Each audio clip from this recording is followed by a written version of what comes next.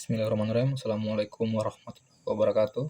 Perkenalkan, nama saya Arjuna Trisakti dengan NIM 2023-05-0101-056 yang akan menjelaskan mengenai perencanaan bisnis untuk memenuhi tugas akhir dari mata kuliah Kewirausahaan 2 dengan dosen pengampu Pak Tonasa. Kita mulai ke materinya. Yang pertama itu ada konsep perencanaan bisnis. Perencanaan bisnis merupakan sebuah langkah dalam memulai bisnis dengan merancang program dan kegiatan yang akan dilakukan untuk membangun bisnis. Kerangka rencana bisnis dapat digunakan sebagai pedoman wirausaha dari satu tahap ke tahap lainnya. Dengan adanya perencanaan bisnis, wirausaha dapat merinci posisi bisnis, arah bisnis, dan visi bisnis yang ingin dicapai. Rencana bisnis merupakan rangkuman terstruktur dan tertulis yang mencakup berbagai macam rancangan dan detail rencana kegiatan perusahaan. Rencana bisnis memiliki 3 fungsi utama, antara lain: yang pertama, memberi panduan pengoperasian usaha dengan membuat pedoman merancang dan menerapkan strategi usaha. Yang kedua, yaitu sebagai arsip tertulis yang dapat menarik investor untuk memberikan modal usaha. Yang terakhir adalah menyesuaikan ide atau gagasan bisnis dengan realita pasar dan regulasi pemerintah, sehingga wirausaha juga akan mendapatkan gambaran mengenai peluang keberhasilan dan kegagalan bisnis secara objektif. Secara general, perencanaan bisnis ditujukan untuk merancang kegiatan operasional yang akan dilakukan oleh perusahaan selama periode yang ditentukan. Dalam hal ini, rincian rancangan dapat ditentukan secara sangat spesifik tergantung dengan para personel yang terlibat. Rencana bisnis adalah menunjukkan bahwa seseorang sebagai wirausaha dan inisiator dalam membuka usaha baru sebagai acuan kerja sama atau bermitra dengan vendor maupun perusahaan lain. Lanjut pada poin B, yaitu komponen rencana bisnis. Yang di poin B ini terdapat sekitar 8 poin, yaitu poin pertama ada sampul luar dan lembar judul atau biasa disebut cover. Bisnis plan diawali dengan adanya sampul luar sebagai cover. Lembar ini dapat diisi dengan informasi mengenai perusahaan, seperti nama usaha, alamat kontrak, serta produk atau jasa yang diusung maupun proyek yang akan dijalankan. Kemudian yang kedua, ringkasan eksekutif atau executive summary. Pada tahap ini, lembar diisi dengan informasi rencana bisnis yang akan dijalankan secara ringkas dan terstruktur untuk memberikan gambaran yang jelas dan padat kepada pihak pembaca. Ini harus mencakup alasan mengapa bisnis bergerak di bidang tersebut, apa saja hal yang ingin dicapai, serta bagaimana personil dapat mencapai hal tersebut. Kuantitas halaman yang direkomendasikan dalam membuat ringkasan eksekutif adalah maksimal 2 halaman. Tahap ini dinilai penting karena tergolong sebagai lembaran awal dari bisnis plan yang akan menentukan ketertarikan pembaca apakah ingin mengetahui rencana bisnis secara lebih mendalam di halaman-halaman berikutnya. Kemudian deskripsi bisnis. Dalam lembar ini diinformasikan mengenai nama perusahaan, latar belakang bisnis yang mencakup sejarah berdiri dan pihak terlibat, serta rencana pengembangan. Dalam hal ini juga dapat disertakan potensi bisnis dan lampiran gambar terkait. Yang keempat, analisis dan strategi bisnis. Analisis pasar dilakukan untuk mengetahui bagaimana kondisi pasar yang terjadi. Dalam hal ini, wirausaha perlu melakukan analisis mengenai persaingan dan lingkungan usaha yang mencakup segmentasi target dan posisi pasar, bauran pemasaran, penetapan harga, periklanan, dan lain sebagainya. Wirausaha juga harus melakukan analisis atau riset mengenai pengembangan bisnis dari berbagai aspek, seperti manufaktur, operasional, keuangan, manajerial, serta risiko dalam bisnis. Yang kelima, personil dan manajemen usaha. Bagian ini menjelaskan secara lebih terperinci mengenai struktur organisasi, legalitas usaha, pemegang modal usaha, pengalaman atau keterampilan personil, manajemen kelembagaan terkait, serta keterlibatan pihak-pihak lainnya. Yang keenam, aspek keuangan. Dalam lembar ini diberikan informasi mengenai kondisi keuangan saat ini serta proyeksi untuk beberapa waktu mendatang, seperti dalam hal biaya pengembangan, laba rugi perusahaan, serta neraca perusahaan. Yang ketujuh, deskripsi produk atau jasa yang ditawarkan. Pada lembar ini dapat dijelaskan mengenai produk atau jasa yang ditawarkan oleh bisnis kepada pasar. Terkait hal ini, penjelasan dapat dibagi menjadi 3 bagian, yaitu bisnis yang akan dijalankan, produk yang dihasilkan, dan lokasi bisnis yang dijalankan. Yang ke-8, daftar pustaka dan appendix. Hal ini sangat direkomendasikan dalam menunjang penyusunan perencanaan bisnis yang terarah dan tertuang dengan jelas. Dalam daftar pustaka, dituliskan rujukan yang digunakan selama pembuatan bisnis plan. Selanjutnya, dapat dilampirkan dokumen finansial maupun data penunjang terkait. Kemudian lanjut pada poin C, atau bisnis model kanvas. Bisnis model kanvas merupakan salah satu alat dalam merumuskan ide dalam proses perencanaan bisnis. Penggunaan kanvas dapat memudahkan wirausaha untuk menuangkan dan mengomunikasikan ide dan rancangan usaha dengan tertulis secara terstruktur. Metode ini dapat digunakan untuk model bisnis baru maupun untuk eksplorasi produk atau jasa yang sudah ada sebagai bentuk pengembangan usaha. Terdapat beberapa aspek yang perlu dipenuhi dalam memvisualisasikan perencanaan bisnis dengan bisnis model kanvas, di antaranya sebagai berikut, yaitu poin pertama, kegiatan utama atau key activity. Kegiatan utama adalah aktivitas inti yang harus dilakukan oleh sebuah perusahaan untuk menjalankan model bisnisnya dan memberikan nilai kepada pelanggan. Kegiatan ini bervariasi, tergantung pada jenis bisnis dan sektor industrinya, pengendalian kualitas, dan logistik, sedangkan perusahaan teknologi akan fokus pada pengembangan perangkat lunak, riset, dan inovasi produk. Selain itu, kegiatan pemasaran, layanan pelanggan, serta pengelolaan hubungan dengan mitra strategis juga dalam kegiatan utama yang mendukung kelancaran operasional dan pencapaian tujuan bisnis. Perusahaan perlu mengidentifikasi kegiatan yang benar-benar penting untuk mempertahankan keunggulan kompetitif dan memberikan proposisi nilai secara konsisten. Kemudian yang kedua, sumber daya utama atau key resource.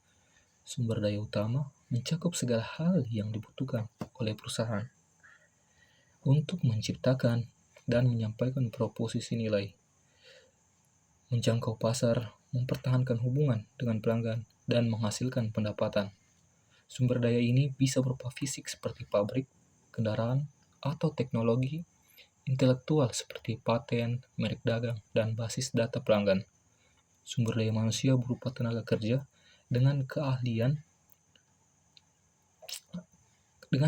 khusus serta keuangan seperti modal, kredit, atau investasi. Keberhasilan sebuah bisnis sangat bergantung pada bagaimana perusahaan mengelola dan memanfaatkan sumber daya utamanya secara efektif.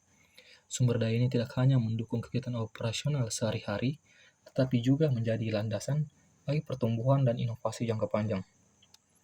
Yang ketiga, rekan utama atau key partnership. Rekan utama adalah pihak eksternal yang membantu perusahaan menjalankan model bisnisnya dengan lebih efisien dan efektif. Kemitraan ini bisa berupa aliansi strategis dan perusahaan yang tidak bersaing, kerjasama joint venture untuk mengembangkan produk baru, atau hubungan dengan pemasok utama. Tujuan dari menjalin kemitraan adalah untuk mengurangi resiko, menghemat biaya, memperoleh akses terhadap sumber daya atau teknologi tertentu untuk memperluas pasar. Dalam banyak kasus, membentuk jaringan mitra yang solid menjadi kunci dalam meningkatkan kemampuan perusahaan untuk bersaing, merespon kebutuhan pasar, dan beradaptasi terhadap perubahan lingkungan bisnis yang dinamis. Kemudian yang keempat, ada struktur biaya atau cost structure. Struktur biaya adalah gambaran menyeluruh tentang seluruh pengeluaran yang harus dikeluarkan perusahaan untuk menjalankan semua elemen model bisnis. Biaya-biaya ini mencakup biaya tetap seperti sewa, gaji, dan lisensi, serta biaya variabel seperti biaya bahan baku, distribusi, atau komisi. Perusahaan perlu menganalisis struktur biaya untuk memastikan efisiensi operasional dan menjaga profitabilitas. Dalam model bisnis tertentu, efisiensi biaya menjadi prioritas utama, seperti pada bisnis berbasis volume tinggi dan margin rendah. Namun, ada juga model yang berfokus pada penciptaan nilai tinggi dengan biaya operasional yang besar, misalnya bisnis berbasis teknologi atau layanan premium. Mengetahui dengan tepat elemen biaya mana yang paling signifikan membantu perusahaan dalam mengelola anggaran dan melakukan perencanaan keuangan yang lebih akurat. Kemudian yang kelima adalah nilai proposisi atau value proposition. Nilai proposisi adalah inti dari model bisnis yang menjelaskan manfaat atau solusi yang ditawarkan perusahaan kepada segmen pelanggan tertentu. Nilai ini bisa berupa produk atau layanan yang memecahkan masalah spesifik, meningkatkan efisiensi, menghemat biaya, memberikan kenyamanan, atau menciptakan pengalaman unik bagi pelanggan. Proposisi nilai menjadi alasan utama mengapa pelanggan memilih produk atau layanan dan perusahaan tertentu dibanding pesaingnya. Contoh, perusahaan seperti Apple menawarkan nilai melalui desain elegan, ekosistem produk yang terintegrasi, dan inovasi teknologi. Nilai proposisi harus jelas, relevan, dan berbeda dari yang ditawarkan oleh kompetitor untuk menarik dan mempertahankan pelanggan dalam jangka panjang. Kemudian yang keenam itu saluran distribusi atau channel. Saluran distribusi merujuk pada perusahaan menyampaikan nilai proposisinya kepada pelanggan. Saluran ini mencakup semua jalur komunikasi distribusi dan penjualan yang digunakan perusahaan untuk menjangkau pasar sasaran.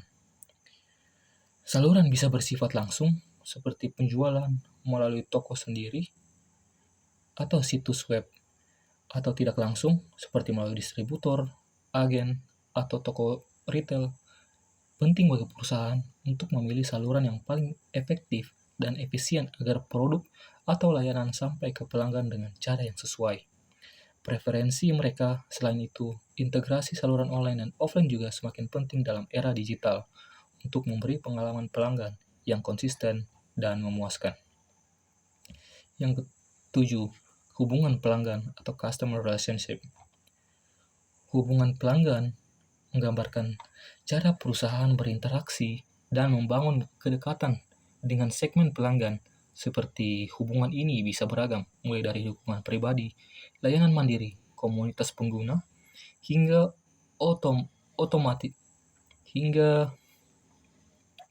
otomatisasi layanan melalui chatbot dan email. Tujuan dari membangun hubungan pelanggan adalah untuk meningkatkan kepuasan, loyalitas, dan retensi pelanggan, sekaligus memperoleh umpan balik yang berharga untuk pengembangan bisnis. Model hubungan yang dipilih harus sesuai dengan karakteristik segmen, pelanggan, dan proposisi nilai yang ditawarkan. Misalnya, layanan premium mungkin memerlukan pendekatan yang sangat personal, sementara platform digital mungkin cukup dengan otomatis yang cepat dan responsif. Yang kedelapan, segmentasi konsumen dan pasar atau customer segment.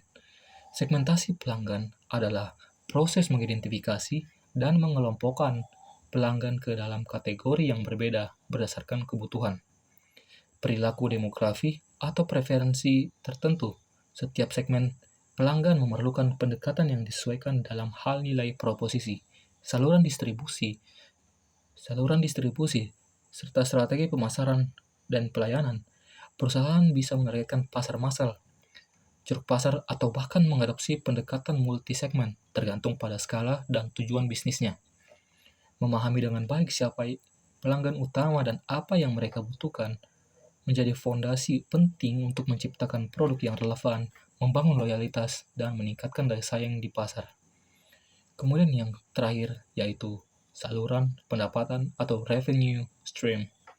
Saluran pendapatan adalah cara perusahaan memperoleh uang dari setiap segmen pelanggan. Pendapatan bisa berasal dari penjualan langsung produk atau layanan, biaya berlangganan, biaya sewa, lisensi, komisi, atau bahkan iklan. Diversifikasi saluran pendapatan penting untuk mengurangi risiko ketergantungan pada satu sumber saja dan memastikan stabilitas keuangan jangka panjang. Setiap model pendapatan perlu dirancang agar sejalan dengan nilai yang diberikan kepada pelanggan, serta mampu mencerminkan seberapa besar pelanggan bersedia membayar dengan menetapkan strategi harga dan pendapatan yang tetap. Perusahaan dapat meningkatkan profitabilitas, dan mendanai pertumbuhan bisnis di masa depan. Baik, saya kira cukup untuk penyampaian materi saya untuk memenuhi tugas akhir mata kuliah kewirausahaan 2. Semoga bermanfaat bagi teman-teman semua. Saya tutup. Wabillahi taufiq wal hidayah. Wassalamualaikum warahmatullahi wabarakatuh.